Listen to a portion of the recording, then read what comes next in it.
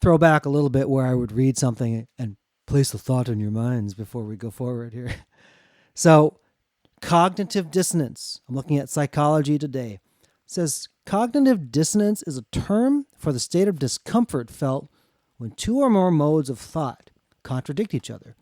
The clashing cognitions may include ideas, beliefs, or the knowledge that one has behaved in a certain way. This has been part of Josh and my's conversations from the beginning, but we really want to just talk about that itself. Yeah, I think let's talk about it and just kind of like put it out there so like people understand what we're talking about, what we're saying sometimes when we talk.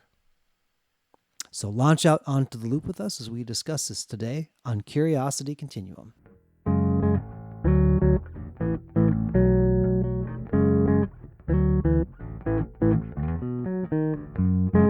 Hey everybody, this is Josh. And this is Brian. Welcome to the podcast for Curiosity Continuum. Curiosity Continuum is an industry innovating non-traditional company passionate about growing wisdom in the next generation. We are the essential bridge between the analog and digital worlds by building collaborative communities that unleash the power of adaptive expertise and innovation needed to thrive in the 21st century. We can combine and mix essential elements needed to empower people to succeed in new ways not possible outside of a creative, thoughtful, diverse community of fellow curious people. Follow us on your favorite podcast app to receive notifications of new content. If you like what you hear and you want to dive deeper, please visit us at curiositycontinuum.com. Thanks for tuning in, and let's start the conversation. So this was actually another episode that Josh had brought up more specifically. And was there a reason why this is more top of mind for you these days? I just think it's more top of mind for me these days just from our general society that we're living in now and all the information that's being thrown at us left and right and everybody's beliefs and everybody's things, and it just all jumbled up, right? So I wanted to talk about cognitive dissonance a little bit because the actual term, like what it is.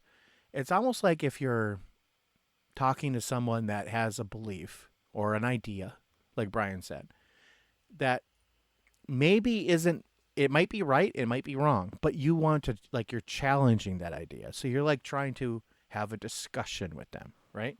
So you're trying to get them to talk about it. And that's just what I wanted to talk about today. I wanted to talk about the process of talking about it. I know it sounds here weird. We are, folks. Yeah. Well, we usually talk about things that we'd like to talk about and then talk about the talking about things. That's exactly what we do, right? I mean, that's what we do. It works. I guess it does. Anyway. Yeah, people love it. So here we are. So part of the thing we should keep in mind is this, is that everybody has a different set of experiences, and different memories and different things like that, like what they're thinking, what they're feeling, what their belief set is, body sensations, like when you've experienced something, like for example, like Josh and I, attended lots of events together when we were growing up. And his experience would be different than mine, even though like we were right there. But he's going to remember it differently, even though that we were friends and we did things. That's important to remember because equivocation is really, really dangerous when you're really trying to understand nuance of something. What happens when you understand that and you ask the question, what happened to you or what happened was, and you hear those stories, it may rub against you like and go, ugh. And that's cognitive dissonance. And you have to ask yourself, why? Again, it's the collision, not in a bad way, of maybe two different mental models, ways of approaching things. Even a belief, like your beliefs, what you thought happened isn't what this person is saying. So it's clashing in your mind. It creates like a real uncomfortable, easy feeling. If you know what I'm talking about. If I say that, like you're uncomfortable, but you're comfortable, but you're not. You're just kind of like, what are they saying? You're trying to break all that down. And yeah, go ahead, Brian. Some people don't want. They don't want that. They don't. They want it just to be their way because they're right, and they're always going to be right. And this is how it is. And look, this is my grandmother, by the way, my mom's mom. She told me one point in her life, She was only wrong about 2 things in her life, and she had questions about those too. Oh my gosh. So, I mean, it was like very difficult to get to talk to her about stuff, Ooh. Yeah. But I think We- part of this is like pulling together the idea that like when we have ideas as like a society, as a democracy like we are in the United States, we can talk about them, and it's good to talk about them. And so like all these ideas that we have, they're great to talk about, and that's what this podcast is about. And I think that's why Brian and I wanted just to talk about this idea, because we've gotten together with some people, and honestly, when we get together with people, they just want to talk about topics. And that's what this whole thing's about.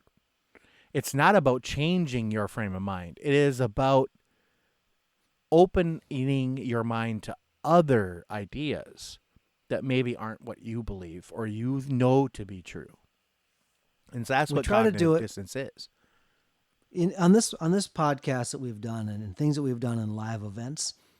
We create a friendly, non-judgmental environment, and we invite people to consider something that's going to mildly disturb them. Is probably the best way to think about it. Exactly. It's like maybe they don't know where it's going, but those little like those little tension points, just like good exercise where you're doing some moderate resistance or things to really like move you along consistently, is going to build your strength. It's going to build another, like, your mental infrastructure out It to be builds able a to layer. consider other people's. And we've done an episode called Mental Infrastructure, and this is what this does. This helps build that.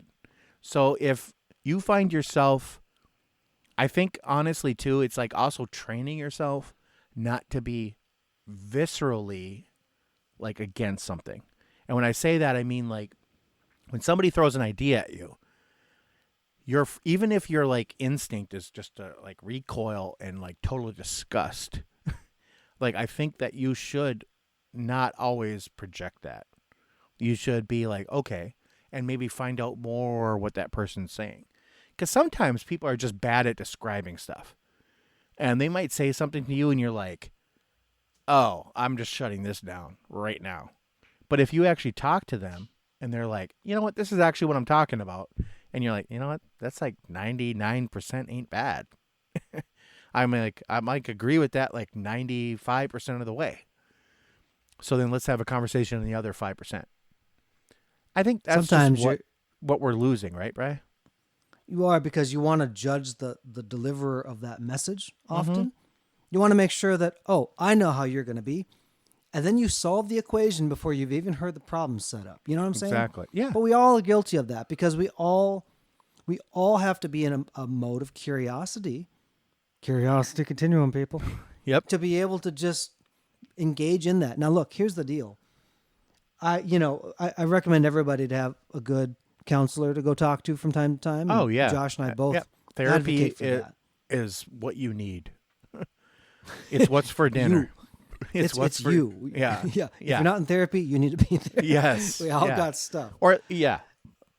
But so counselor defined for me that in like self-discovery and things, that having curiosity about yourself, about why you act a certain way, is self-compassion. When she defined it that way for me, I balked at that. I'm like, ugh. But then it proved the point. Like, I should be curious about that. Why? Why did it do that to you? Why did I react that way? And Josh can attest to this. Like, I am, over the course of my life, have not been a very compassionate person toward myself. I'm very hard on myself. Right. And oftentimes that can even bleed into expectations I would put into others. But but why was I that way? And you swim backwards, So there's lots of other topics to talk about, which is not the scope and shape of this particular episode. But the self-compassion, if you're curious about yourself, it's like, I wonder why I feel that way. Where did that thought come from? And if you just take a moment to allow yourself that question and not answer it so quickly, that tension, that quiet tension moment where you are self-reflecting and saying, and withholding judgment and just exercising your curiosity, man, all kinds of stuff come flying out of the box. Yeah, I always like to say it's kind of that like in between part between serenity and rage. If you can like get in into that little like Venn diagram of the middle of both of those and just you're like very chill, but you're angry, but you're not. It's like that. It really is. I mean, it's corny, but that's where you'll find a lot of stuff out about yourself. I have found myself checking a lot of things. Like if somebody says something to me and I viscerally react to it, I'm like, a lot of times after the fact, I'll be like, why did I do that? And Brian can attest to this about me. I'm not usually a very excitable person, but when I do get excited, it takes a while to calm me down. So like I get to that point sometimes where I'm like, okay, why did I react that way? What happened? And like, do I owe someone an apology? Because I did that this last weekend. I just went off. I'm like, I had a scheduled thing and the person wasn't there on time. It was like 2 minutes late. And I was like, where the hell are you? I'm like, this is my weekend. I totally took this time for you and you're not here. And when they got on the call, they're like, yo, man, sorry. I really thought, I go, look, I'm sorry too, because I way overreacted on that. But I think that was like something inner, like I was just irking me that day. That very rarely happens to me where I'm just like, get something that just like, it's just that bad part of me that says, yeah, just go off on them. Usually I don't do that, but that's the kind of thing we're talking about. Yeah. And, part of this, folks, is also to be aware. People are trying to dissonance your cognition, if you're picking up what I'm laying down. There are people that are just going to try to hack you off. They have no interest in growing themselves. No. They have no interest in your growth. Right. So don't give those people like the time of day, emotionally, mentally, physically, whatever, because it's not going to serve you. And it's right? okay to say no. Like, it's Yes. okay to tap out, like, and be like, knock, knock, I'm done right now. And that's okay. That's not being unaware. That's actually being extremely aware of because we are human. We have emotional states. And so we have to understand that sometimes when we're in a heightened emotional state, we're not going to make the best choices. So maybe just simmer it down a little bit. Especially when there's things with trauma, the lower parts of your brain fire first. That you're feeling, that your neocortex isn't like kicking in to go, now let us sit here and consider the options. It doesn't do that. No. There's like a 2-second lag between that, especially in like high stress situations. Right. It's a fight or flight, right? Yeah. Yeah. There's all these different things that start to fire prior because those mechanisms are try to keep you safe. This is the same reason why, like, if you're a veteran and, like a motorcycle backfires, it's because like that sound, when you heard that meant your life was in danger potentially. Right. Right? And so you have to learn to readapt those things. And that's an uncomfortable thing because like the thing that kept you safe before isn't going to keep you safe now. It doesn't serve you in the same way. And oftentimes when we get in just modes of operation in our life and we don't want to be challenged because we think we figured it out, then we're not inviting conversation and we're not allowing that curiosity to continue to spin for self-discovery or just discovering the world around you. If you're not talking to people different than you and listening, then you're missing out on a great opportunity to not only expand relationships, but to also understand the world in a new way. Yeah. I mean, I think that we touched upon some really important things. And honestly, I just want to leave people with that. I don't really think we need to keep hammering it home, do we, Bri? Nope. So, until next time, this is Brian. And this is Josh. For Curiosity Continuum.